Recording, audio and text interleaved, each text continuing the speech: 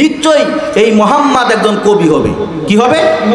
কবি হবে। এত সুন্দরভাবে আকর্ষণভাবে কোরআন তেলাওয়াত করতেছেন, নিশ্চয়ই তিনি একজন কবি হবে।